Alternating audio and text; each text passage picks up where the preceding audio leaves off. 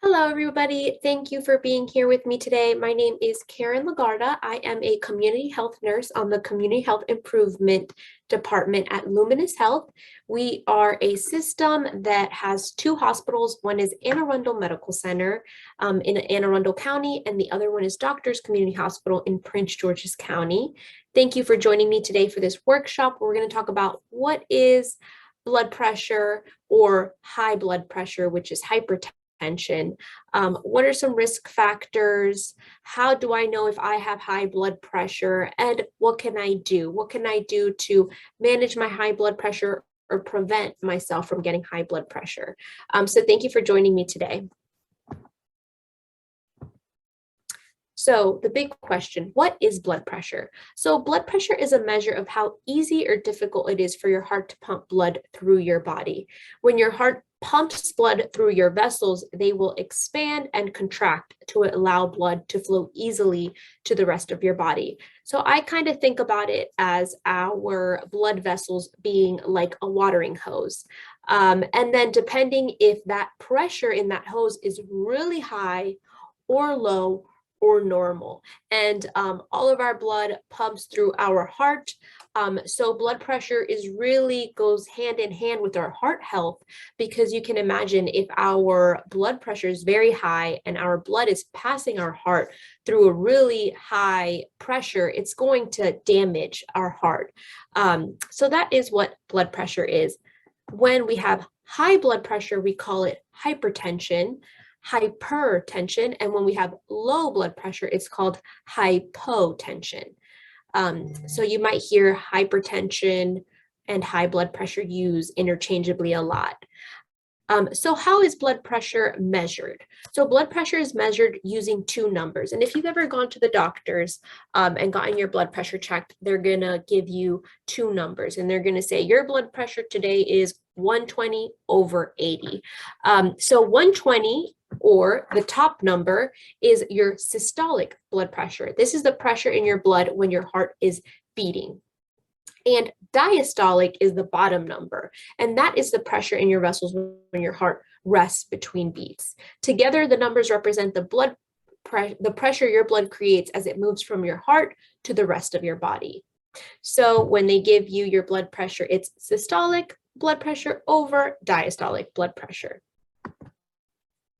So what are some risk factors? So we have some risk factors that we can control, and then we have some risk factors that we can't control. So some of the ones that we can control is physical activity. If you have a low physical activity, or what we sometimes will call a couch potato lifestyle, that's going to put you more at risk of having a high blood pressure. Your nutrition and diet. If you have a nutrition that puts you more at risk for high blood pressure, which is high fatty, high salty foods, that's going to increase your risk of having high blood pressure. Your weight, there has been many studies that have found high BMI, body mass index, or being overweight puts you more at risk of having high blood pressure. Alcohol consumption and smoking and tobacco use are two things that affect your blood vessels and lead to higher blood pressure. Stress is a big one. Having a lot of stress is a risk factor for having high blood pressure. And I know that's a tough one, because sometimes we can't control the stressful situations, but we can kind of put some exercises or techniques in place to better manage our stress to reduce our risk of having high blood pressure. And the next one is sleep apnea. What is it? That's when you're not breathing properly when you sleep, and you go without oxygen when you are sleeping. A lot of times this can be correlated with being overweight or snoring. So if you've kind of had somebody and they just kind of stop breathing when they sleep and then they continue, that is a lot of times sleep apnea. And that's one that, once again, if you have it, it's kind of harder to control, but managing your sleep apnea using a CPAP machine or getting checked by your doctor and having your sleep apnea treated can then reduce your risk of having high blood pressure. And now, what are the risk factors we cannot control? One of those being race or ethnicity. So African Americans are at a higher risk of developing high blood pressure, and it normally tends to develop earlier earlier in age. So just being more mindful of that, that your race or ethnicity can play a part in you being more at risk of having high blood pressure is something important, so that when you go to the doctor, you can make sure you're being checked and asking, what is my blood pressure? Family history is another one. So if your parents or other family members have high blood pressure, you are at an increased risk. So it is important to learn about your family history. Do you have a brother, sister, a mother, a father, a grandparent that has high blood pressure? And just being more mindful that you have to be more aware of that and put some things into place so that you're being more mindful that you're more at risk of having high blood pressure, either through your diet or exercise, or making sure you get your yearly checkup and keeping an eye on what your blood pressure is. Age is another one. As you age, your blood vessels lose some of their elasticity and can increase your blood pressure. So being more aware that once you're over the age of 55, and then specifically for women after the age of 65, just because of the increased age and the effects that aging has on our blood vessels, you're more at risk for high blood pressure. So it may be that when you were 20, 30, 40, 50, you didn't have high blood pressure, but it's important to keep managing that as you age because of those changes. And the last one being gender. So I kind of mentioned it briefly. From 55 to 64, men and women are at the same risk of getting high blood pressure. But for women, once they are 65 and older, they are more likely to get high blood pressure. So it's just risk factors to be aware of, so that when you go to your doctor, you can just be more mindful about getting these things checked. So what causes high blood pressure? So sometimes vessels become narrow or less flexible, which causes an increase in blood pressure as the blood flows through your body. So there really isn't a one answer for this question. It's a lot of many things that can cause it. And sometimes, unfortunately, the answer is unknown. And so it's just being more aware that there are some things such as smoking or alcohol consumption specifically that can affect the elasticity and narrowing of our blood vessels. And there's other things such as the increased age, being obese, diabetes, having a high salty diet that can cause high blood pressure. But you may not have any of those and you may have high blood pressure. So it's important to get it checked. And as it said, in most cases, the cause of high blood pressure is unknown, and often it has no symptoms. So how is it diagnosed? Many things can affect blood pressure. So a diagnosis may be made by your healthcare provider after 2 or 3 consecutive readings that are elevated or in the high blood pressure range are high. So most of the time you're not going to go to the doctor and they're going to say, oh, your blood pressure is high and you'll be diagnosed hypertensive. Normally it will take a few readings to see that your high blood pressure is high, and then they'll diagnose you and they'll recommend either diet changes or medication to manage your blood pressure. This is very different for everybody. Maybe somebody else went into the doctor, they hadn't gone for a few years, and their blood pressure is exceedingly high. An example would be in the hypertensive crisis or the high blood pressure stage 2. And the doctor will say, because this reading is so high, it is most likely you've probably had high blood pressure and you're now coming in with your blood pressure being very high. So they might diagnose you early. So this is very particular to each person, but normally it will take about 2 or 3 readings, high readings, to be diagnosed with high blood pressure. And the blood pressure categories. So what is a normal blood pressure reading? Normal is for it to be less than 120/80. So that is the top number systolic and the bottom number 80. So then Once you go over that range, there's different categories with it being elevated, which is 120 over 129, and then less than 80. And then high blood pressure stage 1 is 130 over 139 over 80 over 89. So it really depends based on what your systolic and diastolic is. They will diagnose you with high blood pressure stage 1, stage 2, or a hypertensive crisis, which is when you need to talk to your doctor immediately, is when your blood pressure is higher than 180 and or the diastolic number being higher than 120. So symptoms of high blood pressure. A big myth is that people with high blood pressure will experience symptoms like nervousness, sweaty, difficulty sleeping, or facial flushing, drowsiness, nausea. But the truth is that high blood pressure is a largely symptomless silent killer. A lot of people with high blood pressure have no symptoms whatsoever. If you ignore your blood pressure because you think a certain symptom or sign will alert you to the problem, you are taking a dangerous chance with your life. So a lot of times I've had patients that walk in and we check their blood pressure and it is exceedingly high. They're in a hypertensive crisis. And they say, but I feel fine, but I feel fine.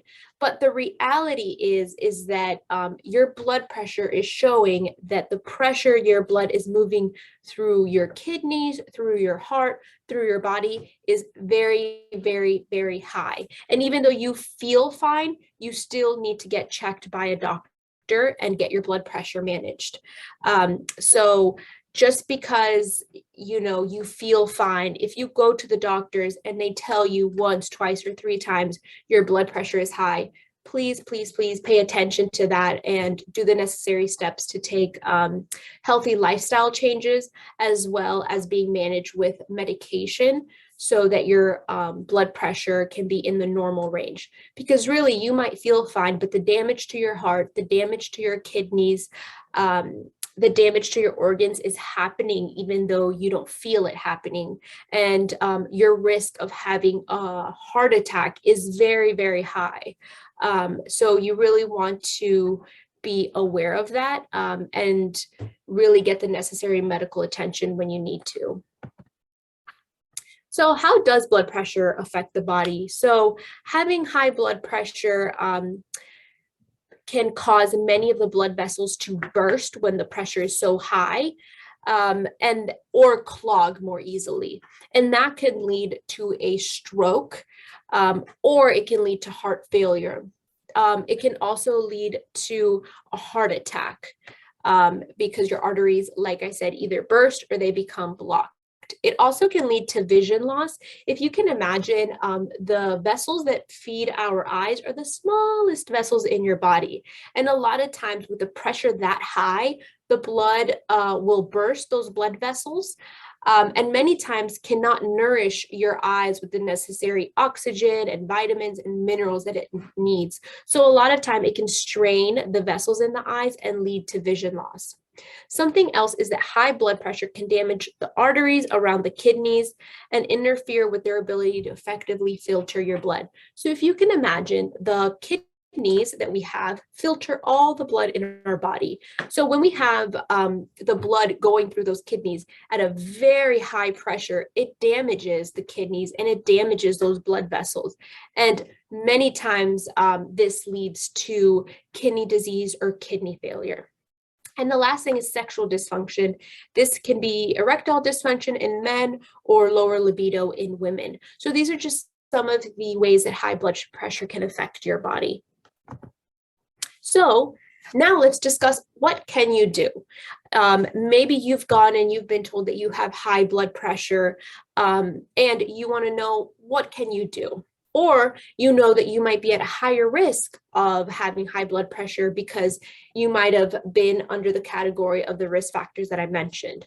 So the number one thing you can do is get your blood pressure measured regularly. So where can you go to get your blood pressure measured? One of it is at home. You can purchase a blood pressure machine. They sell them at any pharmacy, on Amazon. So you can purchase one, especially if you have been diagnosed with high blood pressure or you're at an increased risk, you really want to have one of these handy so you're monitoring your blood pressure. The next one is at your doctor's office.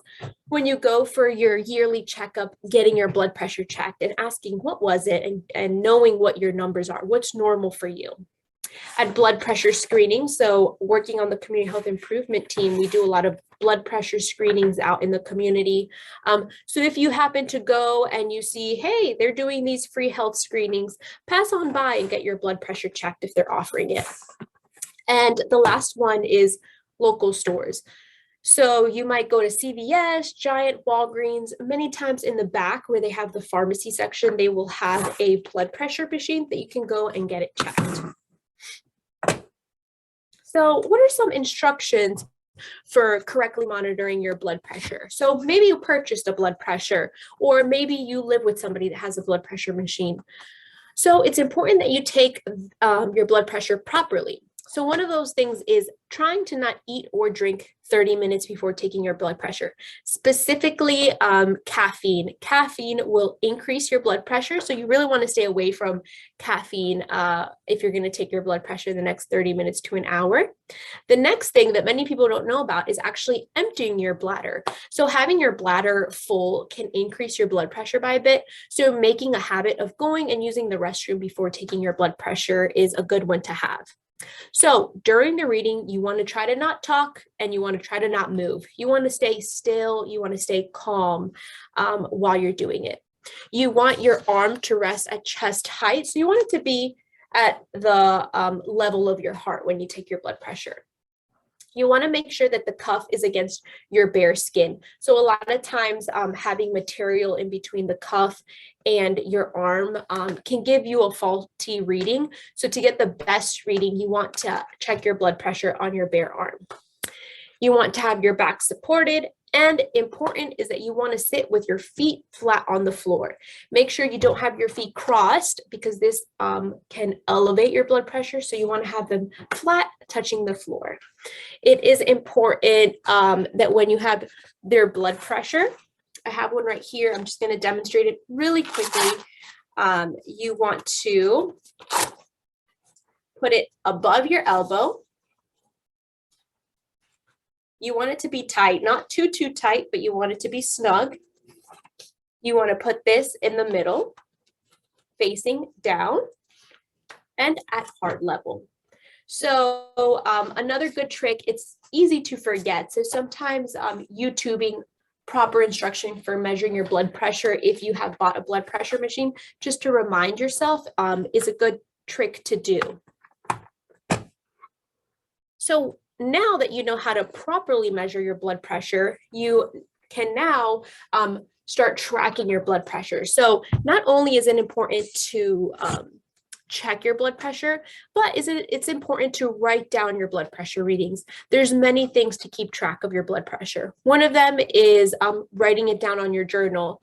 The next one, sometimes people have a watch that can keep track of their blood pressure.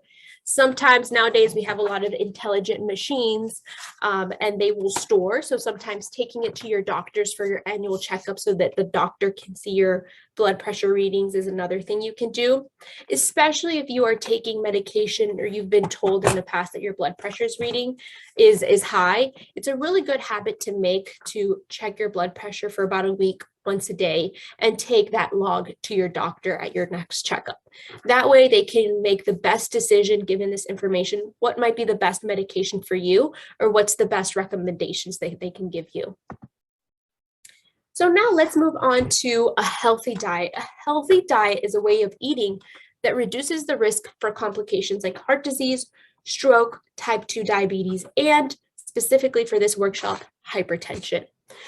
So for high blood pressure, the main diet that is recommended is known as the DASH diet. This is one diet designed to promote lower blood pressure, which is known as the DASH diet, that stands for Dietary Approaches to Stop Hypertension. So this really focuses on lowering your blood pressure and the bad cholesterol, known as the LDL, in your body. So it really focuses on eating a vegetable-rich diet. Fruits, you really want to focus on the whole grains, whole grain pasta, whole grain rice, whole grain tortillas, always trying to get the pasta or the bread or the item that is whole grain versus white bread. You really want fat-free or low-fat dairy products. So that would be fat-free milk. That may be Greek yogurt, low-fat yogurt, low-fat cheese. Trying to choose fish or poultry over red meat. Eating a lot of beans that are high in fiber, nuts and seeds, and choosing vegetable oils such as avocado oil.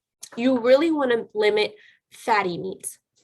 You really want to limit your red meat consumption, pork consumption, or choosing the cuts that are lower in fat. You want to limit a full fat dairy. You want to limit sugar and sweetened beverages. You want to be choosing water. You want to be choosing unsweetened tea, coffee with low sugar. You want to be avoiding the sweets.